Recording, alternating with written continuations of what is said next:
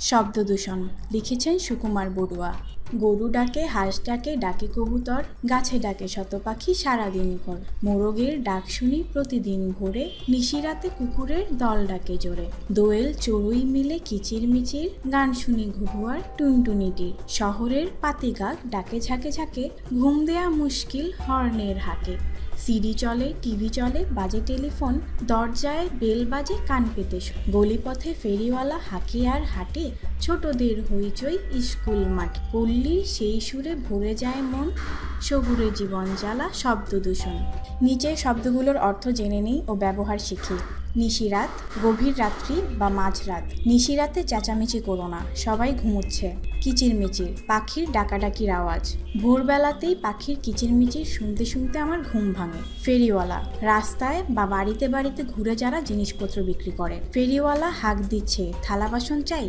শব্দদূষণ, অত্যন্ত কোলাহলে শব্দদূষণ ঘটে। শব্দদূষণে আমাদের কানে শোনার ক্ষমতা কমে যায়। নিচের কথাটি বুঝে নিই। পল্লীর সেই সুরে ভরে যায় মন, শহুরে জীবন জ্বালা শব্দদূষণ। শহরে শান্তিতে বসবাস করা মুশকিল, কারণ হাজার রকমের শব্দ কান ঝালাপালা করে দেয়। গ্রামে শব্দ অনেক কম, তার ফলে মনের শান্তি বজায় থাকে। প্রশ্নগুলোর উত্তর মুখে মুখে বলি ও লিখি।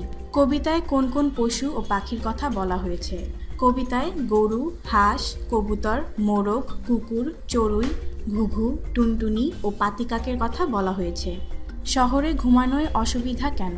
হর্নের আওয়াজে শহরে ঘুমানোয় অসুবিধা। কুকুরের ডাক আর পাখির ডাকের মধ্যে কোনটি তোমার ভালো লাগে? কেন? কুকুরের ডাক আর পাখির ডাকের মধ্যে আমার পাখির ডাক ভালো লাগে, কারণ পাখি মধুর সুরে ডাকে, কিন্তু কুকুরের ডাক কর্কশ এবং এটি শব্দদূষণ করে। গ্রামের মানুষ কোন পাখির ডাক শুনে ঘুম থেকে ওঠে?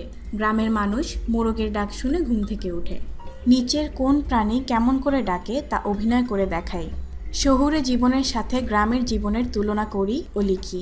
কবিতাটি সঠিক ছন্দে আবৃত্তি করি। কবি পরিচিতি: সুকুমার বড়ুয়া।